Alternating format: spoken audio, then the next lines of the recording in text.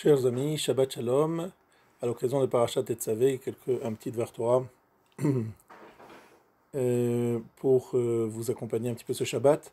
Il y a dans la Parasha deux mots qui sont importants et même cruciaux dans la compréhension de ce qui se passe dans la Parasha. Je vous rappelle que la Parasha parle principalement des habits des Kohanim et on utilise deux mots, Kavod et Tiferet. Kavod et Tiferet, il devait les porter, Aaron, pour l'honneur et pour la gloire.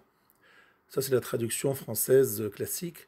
Mais en fait, ici se trouve caché un certain nombre d'éléments importants. Kavod et Tiferet, c'est tous des concepts profonds.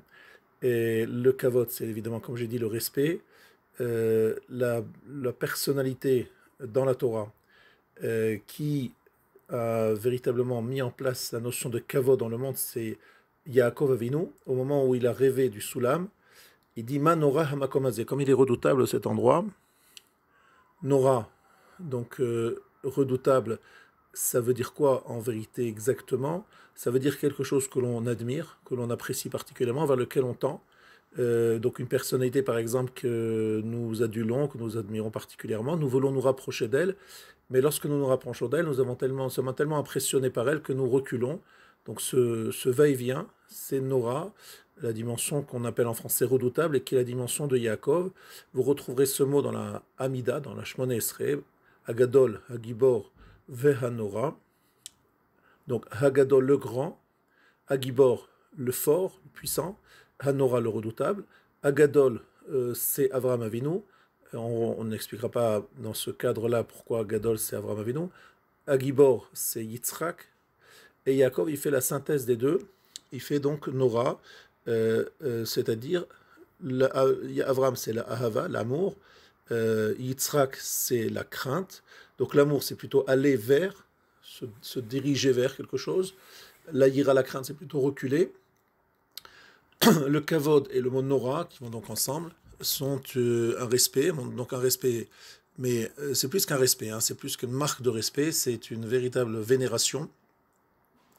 Donc aller vers, parce qu'on admire, et en même temps reculer, parce qu'on est impressionné. Voilà la dimension de Yaakov Avinu, la dimension de Nora, qui suit celle d'Abraham, avec Gadol, et celle de Yitzhak, celle de Gvura. La synthèse entre les deux, c'est kavod. Lorsqu'on voyait le Kohen Gadol représentait donc cette dimension très honorable, très admirée et adulée par le peuple juif, cette personnalité qui devait être un idéal à tous les niveaux, et qui devait porter des habits qui exprimaient véritablement et qui redonnent un petit peu la dimension spirituelle de cet homme. Évidemment, nos Chachamim nous disent que le fait pour le Kohen Gadol de porter ces habits est une valeur expiatrice. Il y a des fautes qui sont pardonnées par chacun de ces habits. Je pense qu'on peut l'expliquer de la façon suivante. C'est une Gemara dans Zvachim, page 98. Donc on peut expliquer cette Gemara de la façon suivante en disant que finalement le fait de voir un homme porter ses habits sur les différentes parties de son corps, rappelant que par exemple sur le front il a ce qu'on appelle le tzitz, une parure en or qui entoure tout son front, et qui véritablement est là pour expier la faute de l'arrogance. On dit effronté, on parle du front. On parle également du Me'il, par exemple, de la tunique bleue au bout duquel il y avait des pahamonymes, c'est-à-dire des clochettes qui rappellent la parole du médisant et qui viennent expier sa faute.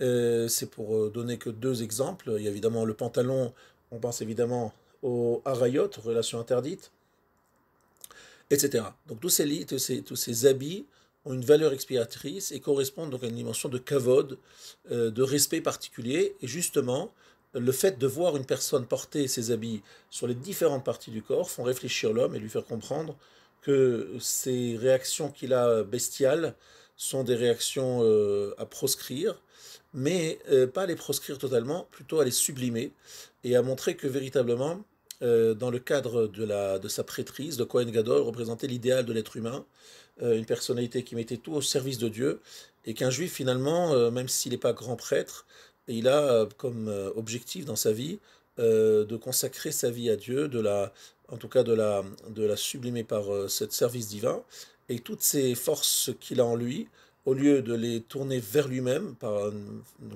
recherche égocentrique, eh bien de les offrir, entre guillemets, comme un service à Dieu en disant, voilà, je suis potentiellement un grand égocentrique, un grand orgueilleux, j'adore dire la médisance, etc., mais là, je me retiens, je me contrôle, et non seulement je le contrôle, je vais dire, mais en même temps, ces paroles que j'aurais dû dire sur l'autre, les paroles médisantes, je l'utilise ces paroles pour au contraire rapprocher les hommes, comme le faisait le grand prêtre Aaron, qui était Ohev Shalom Verodev Shalom, qui aimait la paix et qui la recherchait. Donc cette capacité de transformer cette recherche égocentrique en cette force qui nous est donnée et qui peut être utilisée pour nous-mêmes, d'une façon très égoïste, et bien l'utiliser pour au contraire rapprocher les autres et leur donner envie d'avancer dans la vie et de se parfaire. Donc tout cela, c'est le travail du Aaron Cohen et sa grande réussite. Et il portait ses habits, et lorsqu'on le voyait porter ses habits, eh bien ça nous faisait réfléchir sur les différentes parties de notre corps, entre guillemets, qui représentent des pulsions diverses et variées, et qui sont totalement contrôlées, mais pas seulement contrôlées, sublimées, orientées pour faire des belles choses. Et ça, c'est une vertu expiatrice, lorsqu'on voit des gens qui portent si bien leur habit, c'est-à-dire qui ont un habit qui, au lieu de cacher et plutôt, comme on le dit en hébreu, le mot beged, qui veut dire boged, hein. Beged, ça veut dire l'habit, boged, c'est le traître. Donc des fois l'habit est traître parce qu'il cache des choses, il nous fait croire qu'on a en face de nous une personnalité de haut niveau, alors qu'en fait c'est un être qui se cache derrière un costume, derrière un uniforme, mais en fait il n'est rien du tout derrière tout cela. Il y a d'autres gens qui paraissent très simples et qui en vérité sont des gens très grands. Et là, on a une personnalité très grande qui est en même temps un habit très d'apparat et qui nous rappelle véritablement ce que doit être l'habit, c'est-à-dire quelque chose qui est là pour le kavod, c'est-à-dire pour inspirer le respect, mais qui doit évidemment exprimer une véritable un respect qui est, qui est mérité, pas un respect qui est uniquement là par la fonction. Voilà le tifaret, le mot notion de tifaret, c'est aussi sa dimension de Yaakov. On sait tous qu'il y a chesed, Gvura et Tiferet, hein, Chagat dans le langage kabbalistique, Chesed, Gvura et Tiferet. Tiferet, c'est l'équilibre en fait entre les deux. C'est quelque chose de, on va dire, d'harmonieux. On a expliqué plusieurs fois dans le cas de nos shiurim que Tiferet, c'est la notion d'harmonie, ce qui est beau parce que c'est harmonieux. Et effectivement, l'harmonie, c'est surtout chez nous la capacité de trouver une harmonie entre une exigence spirituelle élevée et une vie matérielle, donc tout sublimée, élevée et en même temps très humaine, humaine et en même temps divine. C'est cette difficile équation que nous essayons de faire, cet équilibre que nous cherchons. Évidemment, c'est la notion de Tiferet. Lorsqu'on le trouve chez quelqu'un, c'est quelque chose de très beau, de très harmonieux, de très beau et de très inspirant. Et donc cette notion de Kavod et Tiferet, c'est de voir Aaron et de voir une personnalité parfaite, une personnalité qui se distingue des autres du fait que l'habit a pris toute sa place. On ne peut pas ne pas évoquer ici l'origine de l'habit. L'habit a trouvé son origine lorsque Adam et Chava ont mangé du fruit interdit, qu'ils avaient honte, que Dieu leur a confectionné leur premier habit, et qu'en fait, ils devaient cacher leur nudité puisqu'ils avaient fauté, que le mal était entré en eux, entre guillemets, comme l'expliquent nos sages. Ça veut dire qu'ils étaient devenus des êtres animés d'un plaisir, d'une recherche de la passion, d'un plaisir des fois qui peut être interdite, qui peut être déplacé, et donc ils doivent cacher leur nudité. Et puis justement le grand prêtre Aaron qui s'habille, qui revêt les habits et qui effectivement fait le tikkun, la réparation de la faute. Puisque là, les habits ne sont pas pour cacher une nudité, mais ils sont là, au contraire, pour révéler ce qu'il y a de très honorable chez un homme, c'est-à-dire sa neshama. Son âme, son objectif et sa vie de grande spiritualité qui est exprimée par l'habit. Et donc c'est véritablement un tikkun, une réparation de la faute d'Adam Arishon que nous pouvons lire dans la paracha, quelque chose d'harmonieux, quelque chose qui inspire le respect. Et finalement, c'est Yaakov Avinu qui va réussir cette mission.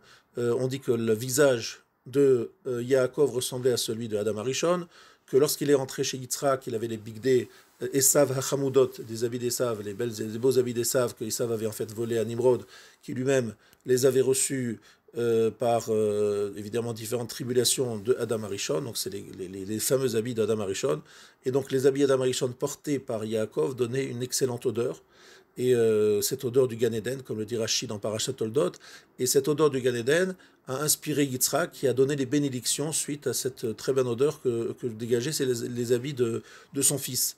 Or, son fils c'est Yaakov, et Yaakov, effectivement, il porte bien les habits qu'il a repris à Esav, qui ne méritait pas d'avoir ces habits, parce que les habits que Esav porte sont des habits de la traîtrise, de l'hypocrisie.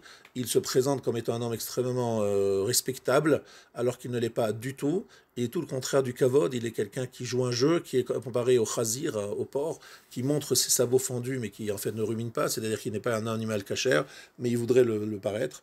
Et donc tout simplement, l'habit traître disparaît avec Aaron à Cohen, et on peut le retrouver également dans l'image du Choshen. Le Choshen, c'est le pectoral. Et le mot Choshen, c'est les mêmes lettres que le mot Nachash, serpent.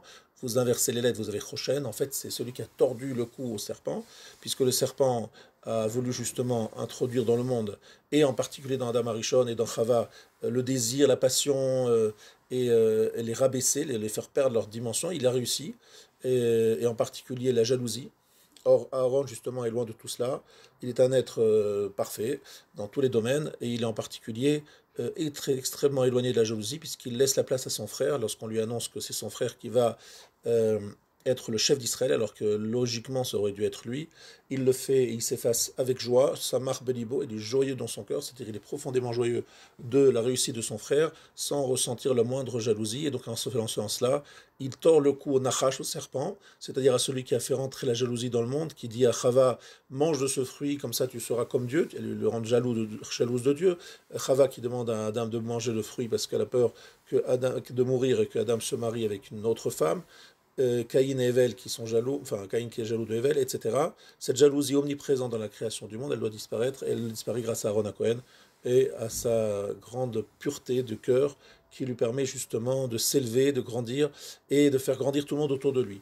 Lorsqu'on voit Aaron Cohen dit Kavod et Tiferet, on voit l'honneur, on voit le respect et on voit la gloire, on voit le Tiferet, l'équilibre, l'harmonie.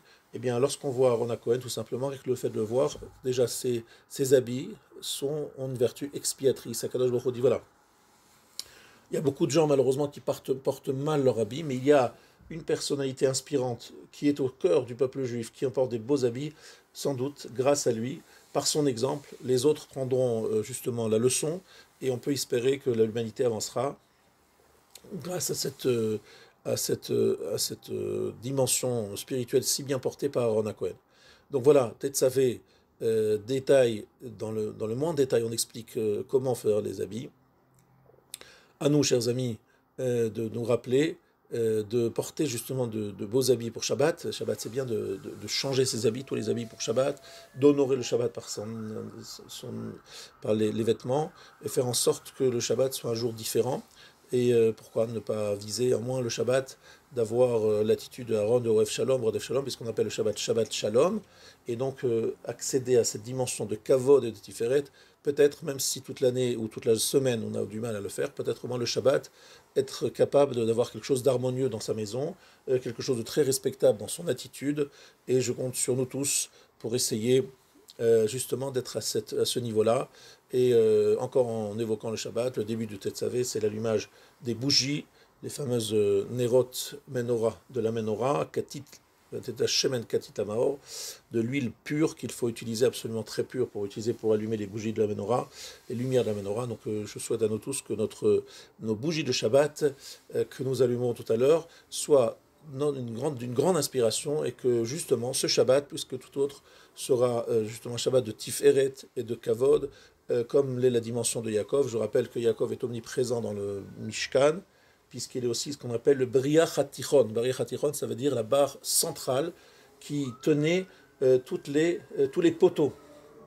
Briach HaTichon, Amavrir Minakatse et la Katse. Celui qui justement fait le lien entre ce qui est extrême et ce qui est extrême. Entre l'extrémité de Avraham, qui est Ava, l'extrémité d'Yitzhak, qui est Ira. Lui, il est Briach HaTichon, la barre du milieu que l'on faisait entrer à l'intérieur des poteaux pour bien tenir les poteaux. Je vous rappelle que ces poteaux sont en cèdre, recouvrés, plaqués or, mais le cèdre, c'est Yaakov Avinu qui les a plantés à prévision du Mishkan, en demandant à ses enfants de les prendre avec eux à la sortie d'Égypte. Tout ça, donc Yaakov, l'omniprésence de Yaakov, qui lui-même a fondé le Beth Amikdash en disant Manora Hamakomazé, Enze Kim Bet Elokim, qu'est-ce qu'il est redoutable cet endroit.